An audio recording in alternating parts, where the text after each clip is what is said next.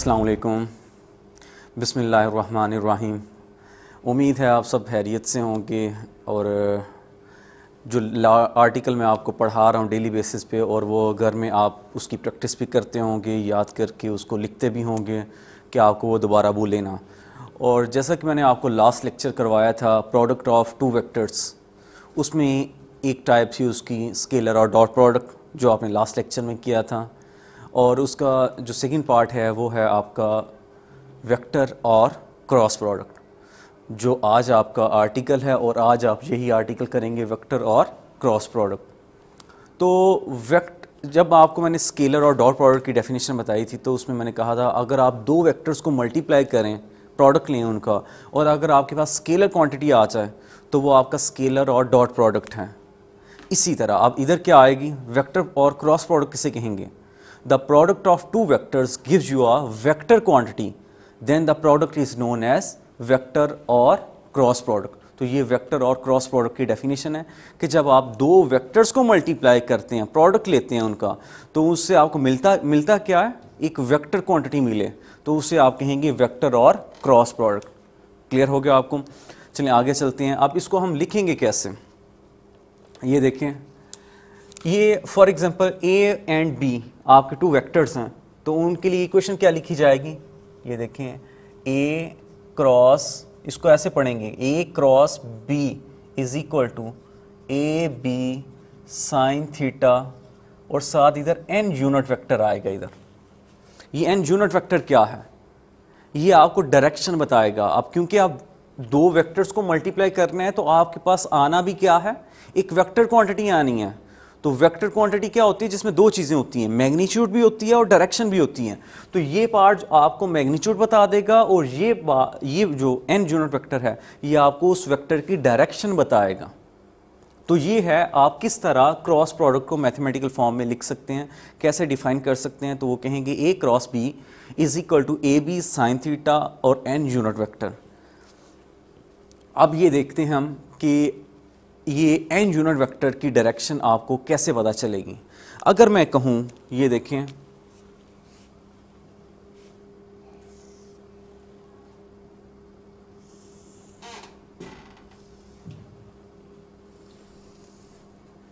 ये for example आपका plane है, ये आपका प्लेन है।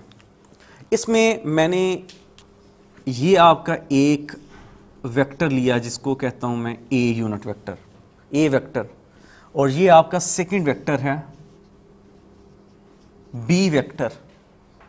अगर आप ए और बी का क्रॉस प्रोडक्ट लेते हैं, और इन दोनों में जो एंगल है वो आपका ये है थीटा, इधर एंगल थीटा है आपका, और आप ए और बी का क्रॉस प्रोडक्ट लेने लगे हैं, ए क्रॉस बी करने लगे हैं, तो ए क्रॉस बी का मीनिंग क्या है, आपने रोटेशन करनी है ए से बी की तरफ, ए से बी की तरफ। ये देखें डायरेक्शन ऑफ एरो, ये रोटेशन को शो कर रहा है ए से बी की तरफ।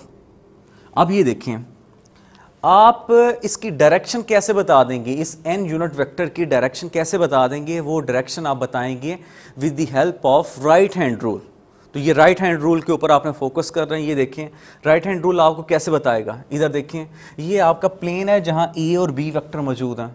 आपने करना क्या है, आपने rotation of the fingers in the direction of rotation, आपने इन फिंगर्स की रोटेशन करनी है इन द डायरेक्शन ऑफ रोटेशन, जहां आपकी रोटेशन हो रही है।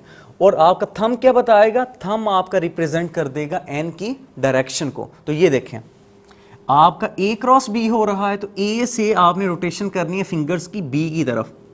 तो ये देखें बी की तरफ, तो मेरा थंब क्या है, अपवर्ड डायरेक्शन में, अपवर्ड डायरेक्शन में। तो यहां से एन की ये डायरेक्शन आ जाएगी। तो आपका जब ए क्रॉस बी हुआ,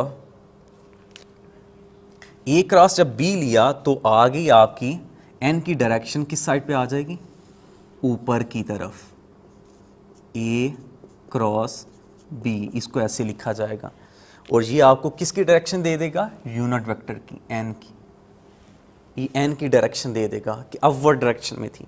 ये फॉर एग्जांपल ये प्लेन हो, ये ऐसे एज्यूम कर लें ये आपका प्लेन है। फॉर एग्जांपल ये देखें, ये आपका प्लेन है, इसमें आपका ए इधर वेक्टर था, बी कहीं इधर है, तो अगर ए से बी की तरफ मैं आऊँगा तो मेरा थंब देखें अपवर्ड डायरेक्शन में, तो ये एन की ये मैंने डायरेक्शन शो कर दी अपवर्ड डायरेक्शन में। और अगर बी से ए की तरफ आऊँ, बी इधर था और ए इधर वेक्टर है, तो मैं ऐसे करूँगा बी से ए की तरफ, तो ए एन की डायरेक्शन क्या हो जाएगी, डाउनवर्ड डायरेक्शन में। तो वो भी आपको बना के देता हूँ इधर। ये आ गया ए क्रॉस बी के केस में। और अगर आपका बी क्रॉस ए हो तब क्या करेंगे,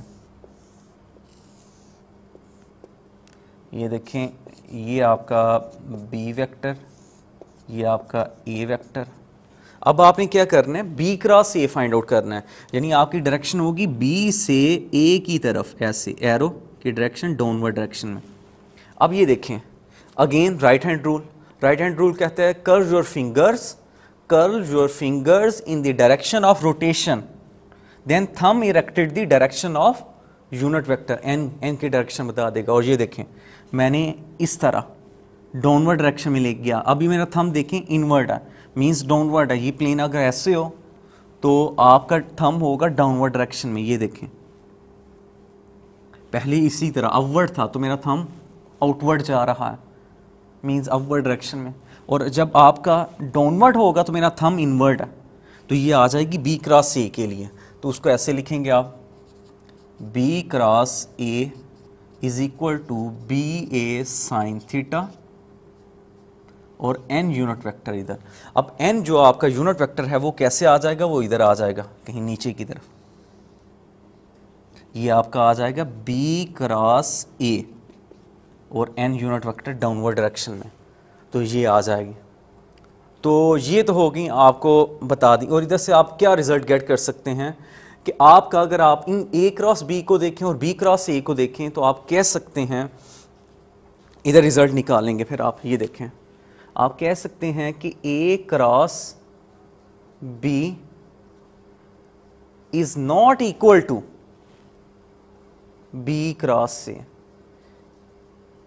वो उसके इक्वल नहीं है। और अगर इक्वल नहीं है तो फिर किसके इक्वल है, वो भी लिख देता हूं रिलेशन। तो आप ये भी रिलेशन कह सकते हैं, A cross B is equal to minus B cross A, ये इसके इक्वल है। ये माइनस किस लिए बता रहा है, ये देखें, अगर आप ए क्रॉस बी और बी क्रॉस ए को देखें तो मैग्नीट्यूड तो दोनों की सेम है। ये देखें, ए बी साइन थीटा और बी ए साइन थीटा, ये तो सेम है मैग्नीट्यूड। डिफरेंस कहाँ आ रहा है, इस एन में आ रहा है। ए क्रॉस बी में एन की डायरेक्शन अपवर्ड डायरेक्शन में, जबकि बी क्रॉस ए में एन की डायरेक्शन डाउनवर्ड डायरेक्शन में। तो आप इसको लिख सकते हैं नेगेटिव ऑफ, इस केस में इधर नेगेटिव एन यूनिट वेक्टर।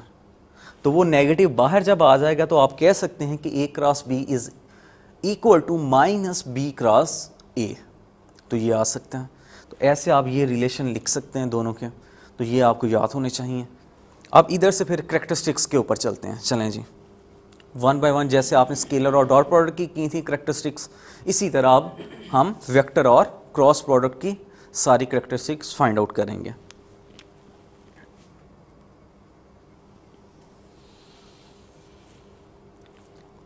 तो फर्स्ट वन है आपकी करैक्टरिस्टिक्स, फर्स्ट वन है आपकी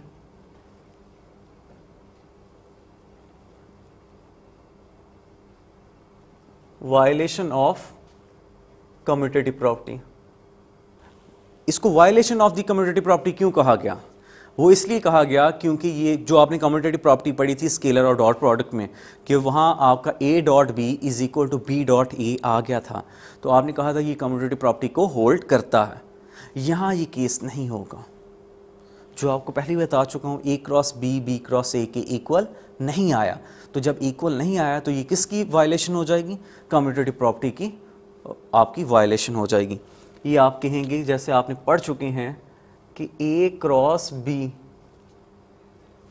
आपका आया ए बी साइन थीटा और साथ एन यूनिट वेक्टर, जबकि आपने जब बी क्रॉस ए किया तो वो आ गया बी ए साइन थीटा और साथ माइनस एन यूनिट वेक्टर। ये क्यों, ये डाउनवर्ड डायरेक्शन की वजह से माइनस एन यूनिट वेक्टर आया इधर और वो बाहर आ गया, तो जिसकी वजह से आपको पता चल गया कि आपका A cross B is not equal to B cross से, जिसकी वजह से कह सकते हैं आप कि ये क्रॉस वेक्टर और क्रॉस प्रोडक्ट जो है वो आपका कम्यूटेटिव प्रॉपर्टी को होल्ड नहीं करता।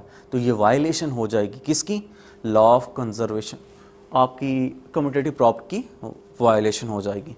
तो आगे चलते हैं, ये था आपकी first violation of commutative property. तो सेकंड पॉइंट आपका होता है in case of perpendicular vectors mutually perpendicular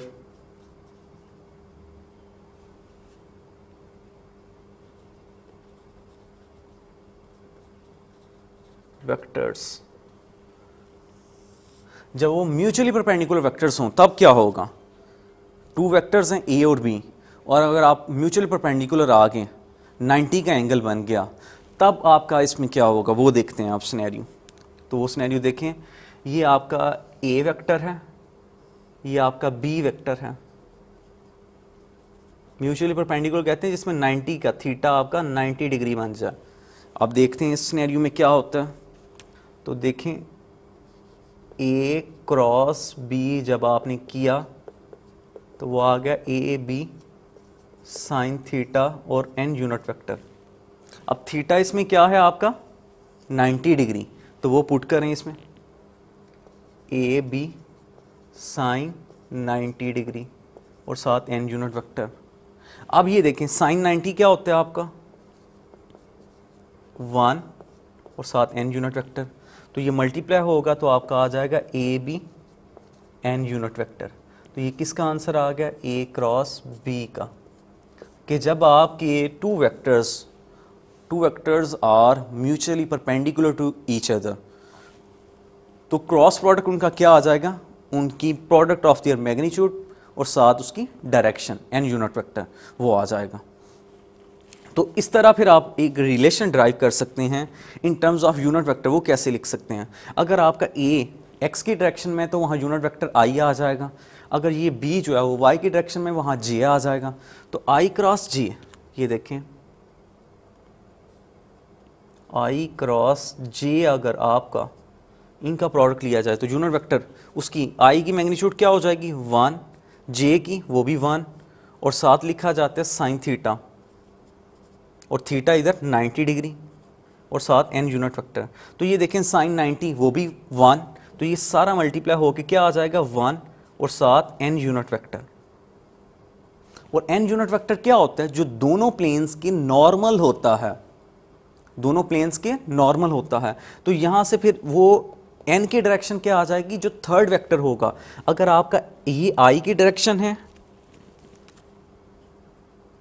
और ये जे की डायरेक्शन है, तो आपका एन की डायरेक्शन होगी दोनों के नॉर्मल, जो इस साइड पे होगी ऐसे अपवर्ड डायरेक्शन में, के की जी की डायरेक्शन में जहां आप के लेंगे।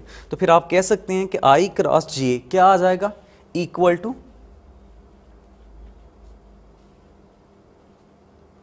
के यूनिट वेक्टर आ जाएगी, थर्ड डायरेक्शन आ जाएगी जो दोनों के नॉर्मल हो, और वो जी होता है, तो वहाँ जी की डायरेक्शन होती है के। तो I cross J is equal to K. तो इस रिलेशन को एक डायग्राम से भी आप कर सकते हैं, वो डायग्राम है आपकी, वो भी आपको बता देता हूँ। ये डायग्राम बहुत ही इंपॉर्टेंट है, ये आपकी बोर्ड में एमसीक्यूज़ के लिए, एंट्री टेस्ट में प्रिपरेशन के लिए ये आपकी डायग्राम बहुत काम आएगी। ये डायग्राम के ऊपर फोकस करें। आई जे एंड के, ये ऐसे मैंने लिख ली। अब ये देखें, जब आपने करना है आई क्रॉस जे, ये आपने एंटी क्लॉकवाइज चलना है।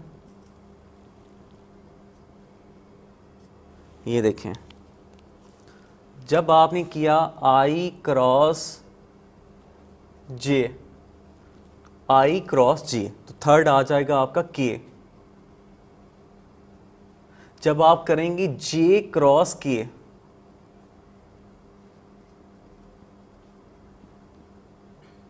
तो आ जाएगा आई, और जब आप करेंगे के क्रॉस आई तो आ जाएगा थर्ड, के क्रॉस आई जब आप करेंगे तो क्या आ जाएगा, थर्ड वन वो जे आ जाएगा। ये आया जब आप एंटी क्लॉकवाइज चलें। जब आप क्लॉकवाइज चलें, इसका उल्ट चलें, तो फिर क्या होगा?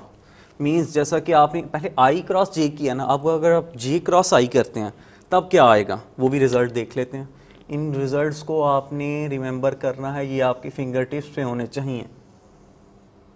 अगर आप इसका रेसिप्रोकल चलें, जैसे जे क्रॉस आई, तो वो हो जाएगा माइनस के, उसका रिवर्स। इसी तरह के क्रॉस जे, वो हो जाएगा माइनस आई। इसी तरह आई क्रॉस के, वो हो जाएगा माइनस जे। ऐसे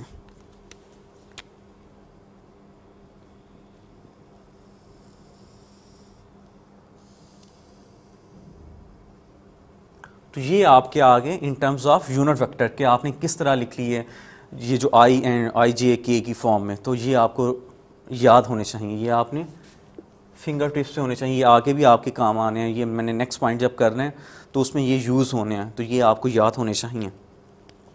आगे चलते हैं थर्ड पॉइंट के ऊपर। थर्ड पॉइंट है आपका इन केस ऑफ पैरेलल और एंटी पैरेलल वेक्टर।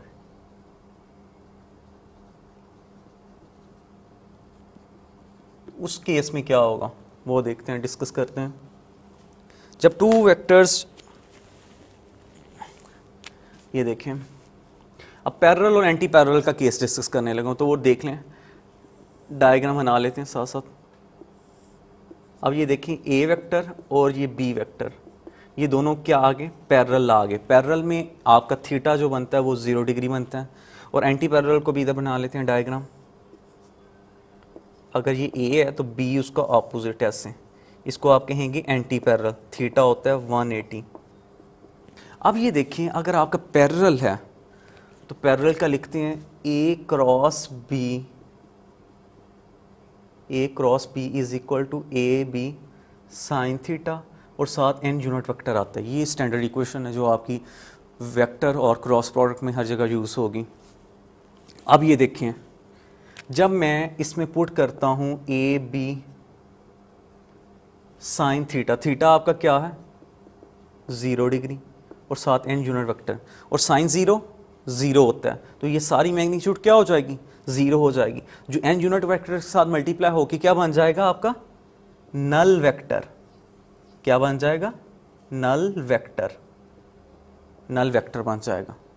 तो ए क्रॉस बी का आंसर क्या आया पैरेलल के केस में नल वेक्टर। अब देखते हैं एंटी पैरेलल के केस में क्या आता है।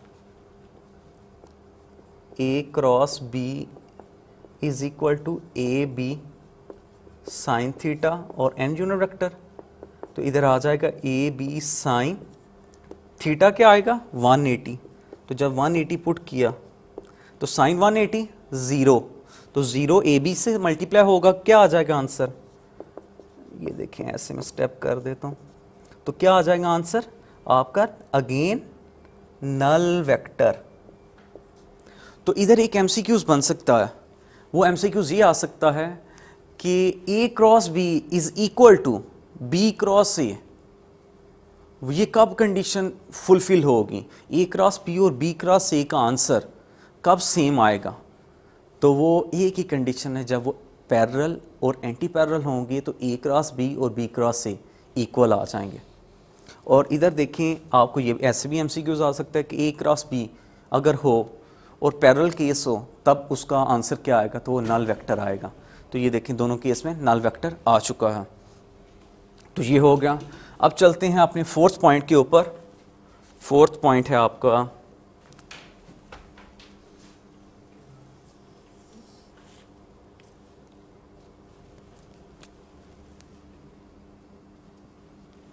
सेल्फ प्रोडक्ट का केस।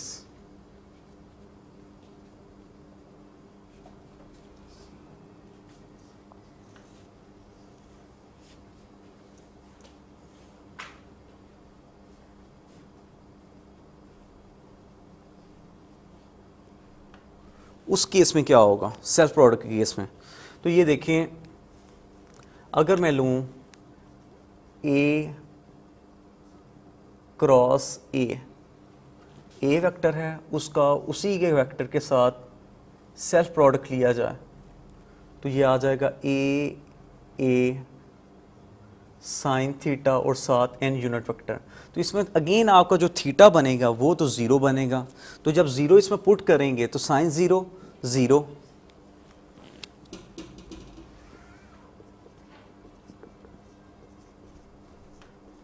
साइन ज़ीरो ज़ीरो, तो आपका आंसर क्या बन जाएगा, अगेन नल वेक्टर आ जाएगा ए क्रॉस ए का। आपका आंसर आ गया नल वेक्टर। तो यहाँ से फिर एक रिजल्ट लिख सकते हैं आप। अब ए और ए अगर दोनों ए के डायरेक्शन में है तो फिर आप कैसे लिखेंगे, आप लिख सकते हैं आंसर में कि आप कह सकते हैं कि आई क्रॉस आई, इसका आंसर क्या आएगा, जे क्रॉस जे हो या के क्रॉस के हो, इन सब का आंसर क्या आएगा, नल वेक्टर ही आएगा।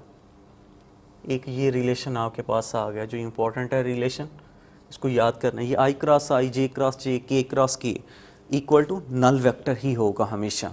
वो कैसे, ए की डायरेक्शन अगर आई है तो इधर भी आई लिखा आपने, इस ए की भी डायरेक्शन आई ही होगी, तो आई क्रॉस आई आ गया, इधर वन वन आ जाएगा, साइन ज़ीरो लिखा जाएगा तो वो ज़ीरो हो जाएगा। अगेन आपका सारा आंसर क्या आ जाएगा, नल वेक्टर। तो आप कह सकते हैं कि आई क्रॉस आई, जे क्रॉस जे, के क्रॉस के इक्वल टू नल वेक्टर है आपका। तो ये हो गया आपका पॉइंट नंबर 4। अब पॉइंट नंबर 5 के ऊपर जाते हैं।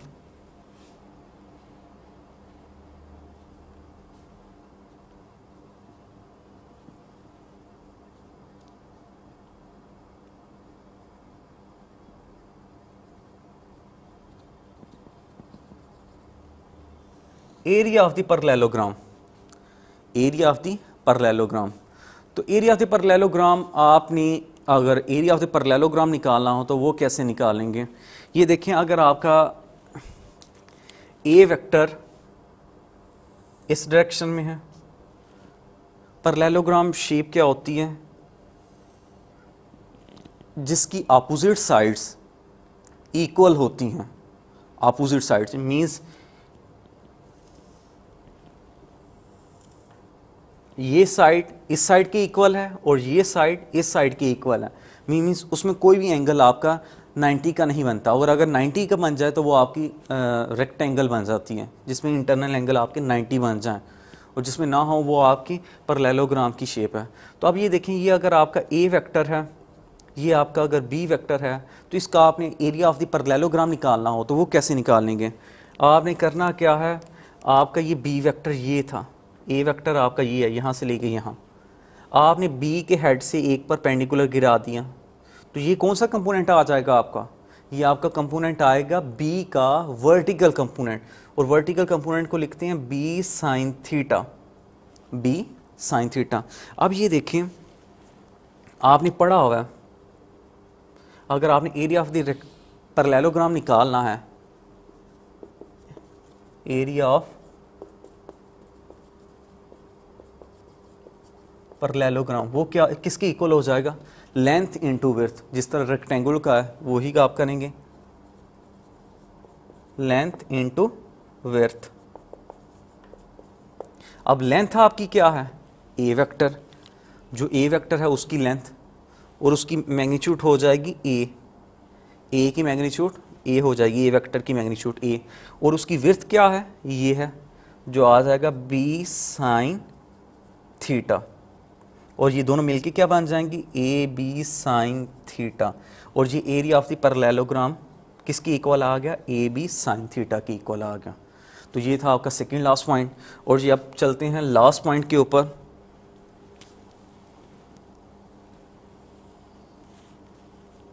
लास्ट पॉइंट है आपका, in case of the rectangular components, vector product in terms of rectangular component. अब आपने पॉइंट नंबर 6 करने लगे हैं, वेक्टर प्रोडक्ट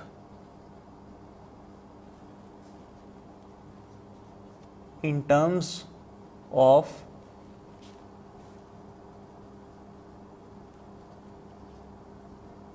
रेक्टेंगुलर कंपोनेंट।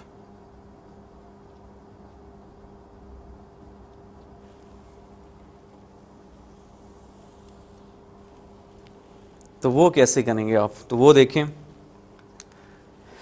आपने टू वेक्टर्स लिए थे स्टार्ट पे ए और बी, अब आपने उनको उनके रेक्टेंगुलर कंपोनेंट्स में डिवाइड करना है। जैसे ये देखें, ए के रेक्टेंगुलर कंपोनेंट्स हो जाएंगे A X of I, A Y of J, A ji of K, और बी के हो जाएंगे B X of I, B Y of J, B ji of K. अब आपने ए और बी का क्रॉस लेना है, तो आप इधर लिख देंगे A cross B is equal to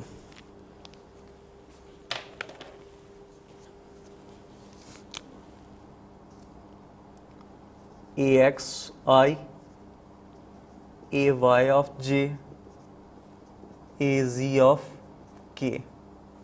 आगे क्रॉस लिया B X of I, B Y of J, B ji of के।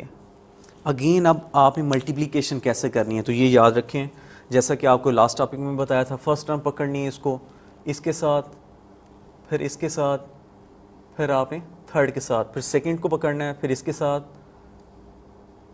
सिंपल मल्टीप्लिकेशन जैसे आप करते हैं, फिर थर्ड को पकड़ना है, फिर उसके सबके साथ। तो ये ऐसे सारा लिख लेना, तो लिखते हैं, चलें,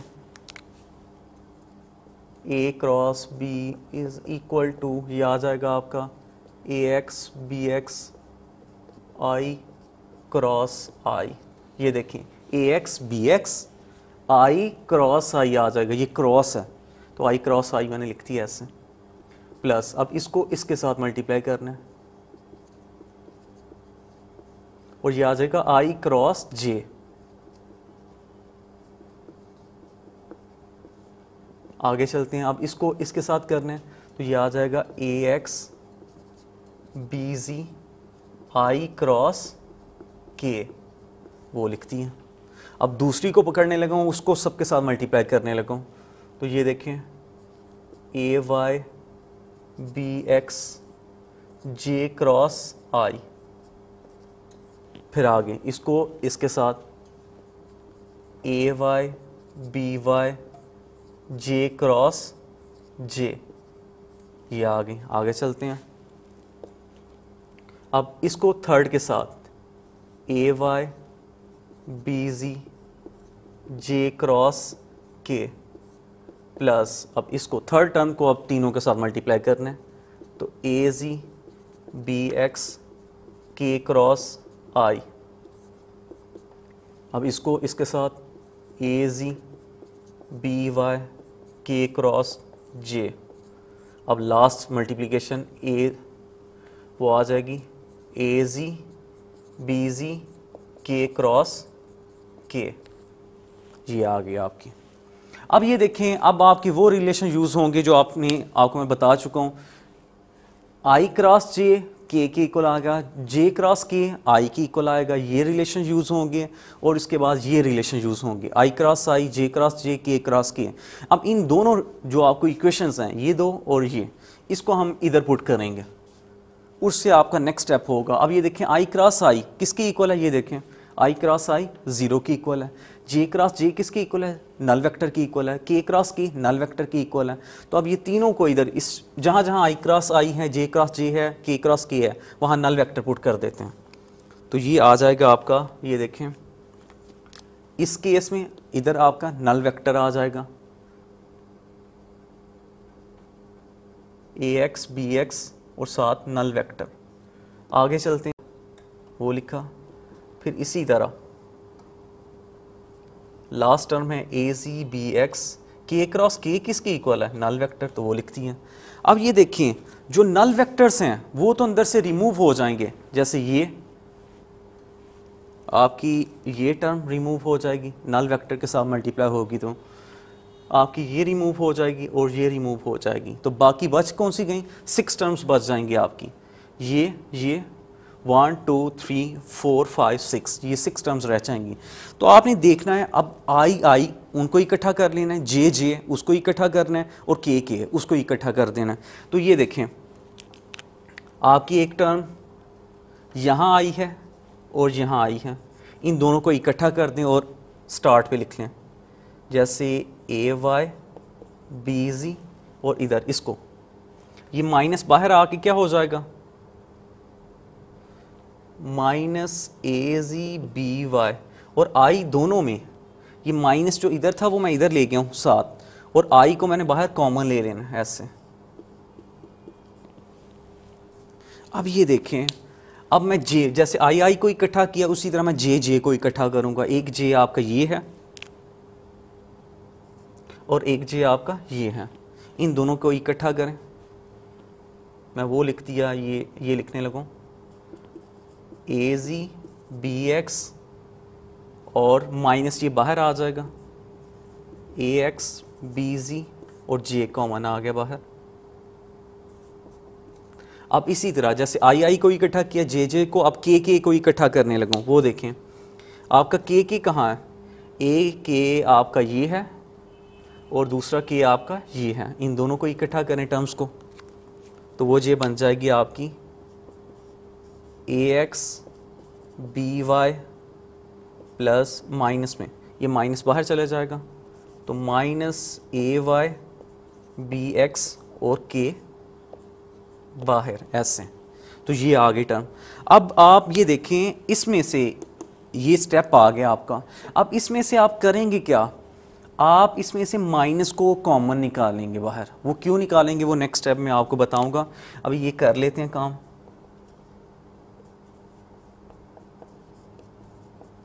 कि ये जो स्टेप मैं करने लगा हूँ इसके पीछे पर्पस क्या है, वो पर्पस आपको, ये माइनस जब मैं कॉमन लूँगा तो ये टर्म पॉजिटिव होके पहले आ जाएगी और ये माइनस में होके बाद में चले जाएगी।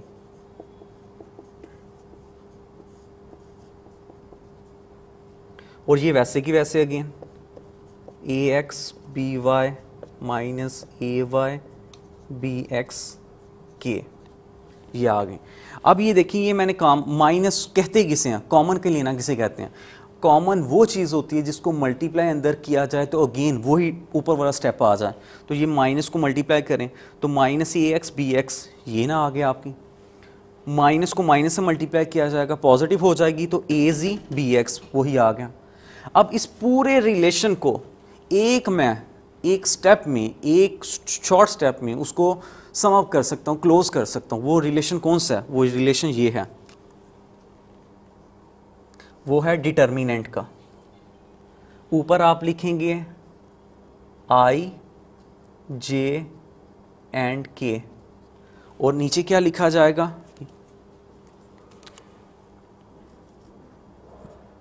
ए एक्स ए वाई ए जी, और इधर B X B Y B Z, matrix form में। अब ये देखें, आप मैट्रिक्स पढ़ के आए हैं। मैट्रिक्स कहते किसे हैं, अगर आप इसको लेके चलेंगे 3/3 का डिटर्मिनेंट ओपन करना हो तो कैसे ओपन करते हैं, ए टर्म जिसको लेते हैं उसकी रो और कॉलम को छोड़ देते हैं, जो बाकी रह जाए उसको लिख लेते हैं। तो बाकी आपका क्या रह जाएगा, ये रह जाएगा।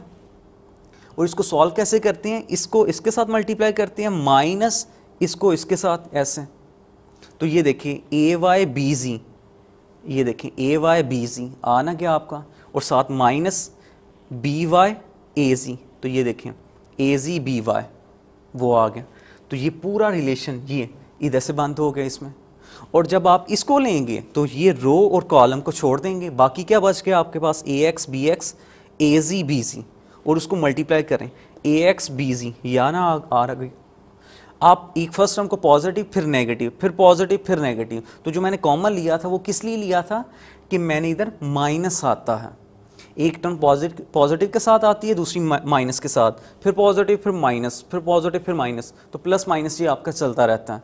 तो इस तरह ये मैंने डिटर्मिनेंट को, ये आप नाइन्थ क्लास में भी करके आए और फर्स्ट ईयर में भी चैप्टर नंबर 3 में मैथ में भी डिटर्मिनेंट्स को ओपन करना सीखेंगे, तो वहाँ आपकी ये प्रैक्टिस हो जाएगी। तो इस पूरे स्टेप को मैंने क्लोज किस में कर दिया, सिंपल इसमें। तो मैं कह सकता हूँ कि A क्रॉस B डायरेक्ट आपने लिखना हो तो आप इस डिटर्मिनेंट की फॉर्म में लिख सकते हैं। ये डिटर्मिनेंट फॉर्म इस डिटर्मिनेंट फॉर्म में लिखा जा सकता है। वेक्टर और क्रॉस प्रोडक्ट, इसमें हमने सारे पॉइंट डिस्कस कर लिए हैं। वेक्टर और क्रॉस प्रोडक्ट क्या है, फिर उस केस में हमने कम्यूटेटिव प्रॉपर्टी को होल्ड करता है या नहीं करता, परपेंडिकुलर है या नहीं है, एंटी पैरेलल और पैरेलल के केस में भी डिस्कस कर ली हमने। तो जो एक पॉइंट रह गया था वो पॉइंट कौन सा है, वो है एग्जांपल्स ऑफ वेक्टर प्रोडक्ट। हमने वो अभी डिस्कस नहीं की। तो इसकी एग्जांपल क्या है वेक्टर और क्रॉस प्रोडक्ट की। तो फर्स्ट एग्जांपल है सबसे पहले टॉर्क।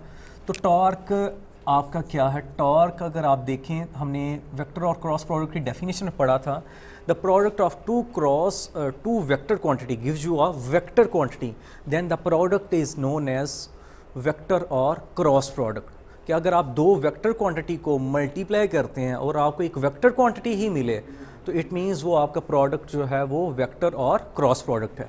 तो इसमें देखें टॉर्क में आप पोजीशन वेक्टर, मोमेंट आर्म और फोर्स को उनका क्रॉस प्रोडक्ट लेते हैं तो आपको एक वेक्टर क्वांटिटी ही मिलती है जो है आपका टॉर्क।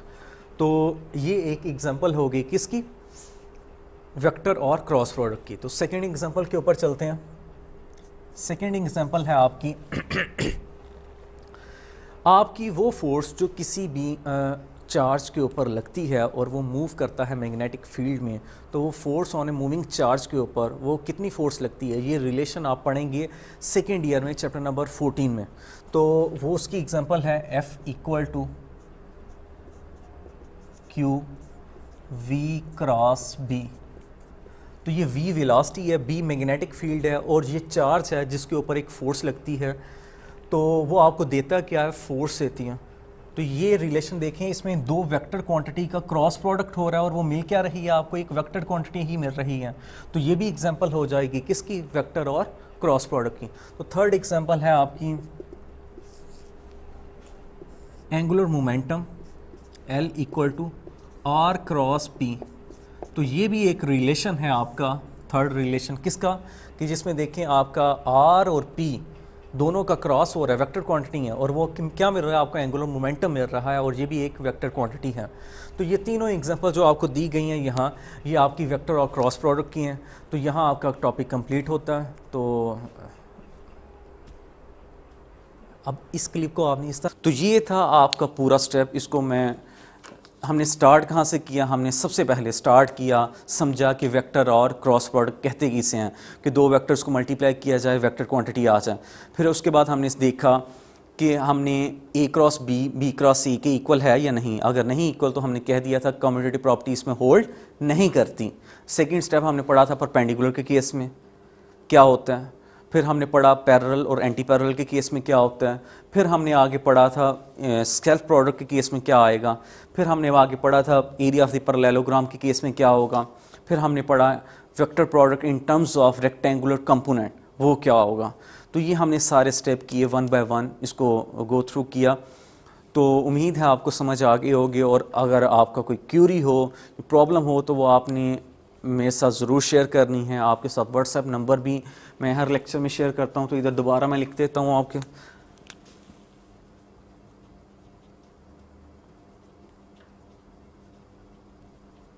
ये मेरा व्हाट्सएप नंबर है। क्वेश्चन ज़रूर पूछा करें, जो बच्चे पूछते हैं वो सीख भी रहे हैं, और जो डेली पढ़ रहे हैं वो छुट्टियों से पहले, छुट्टियों में ही घर बैठकर ही अपना मोर देन 40% सिलेबस कवर कर चुके होंगे और उनको उस चीज़ का फ़ायदा भी होगा। और साथ ही साथ जो बच्चे ई-कैट या एम-कैट की तैयारी करना चाहते हैं, अब वो सेकेंड ईयर में करके फ्री हुए हैं, अब फर्स्ट ईयर का सिलेबस उनको रिवाइज़ करना होगा। तो उनकी रिवीजन में भी ये काम आ सकता है कि उनका वो जो फर्स्ट ईयर का सिलेबस है वो रिवाइज़ हो जाएगा। वो भी ये लेक्चर ले सकते हैं और उनको वो भी इस चीज़ से फ़ायदा उठा सकते हैं। तो जो ई-कैट और एम-कैट के स्टूडेंट हैं वो भी इस लेक्चर्स को गो थ्रू करना चाहते हैं, तो ये लेक्चर ज़रूर लें और उनको इस चीज़ का फ़ायदा ही होगा। और उम्मीद है कि आप इसी तरह हमारे साथ चलते रहेंगे। हिमालयाज़ ग्रुप ऑफ कॉलेज आपको प्रोवाइड कर रहा है ये प्लेटफॉर्म कि आप घर बैठकर किस तरह फ़ायदा उठा सकते हैं। तो उम्मीद है आप हमारे साथ कोऑपरेट करेंगे और अपना भी फ़ायदा करेंगे। नेक्स्ट लेक्चर में दोबारा हम हाज़िर होंगे, तब तक हमें इजाज़त दीजिए। अल्लाह हाफ़िज़।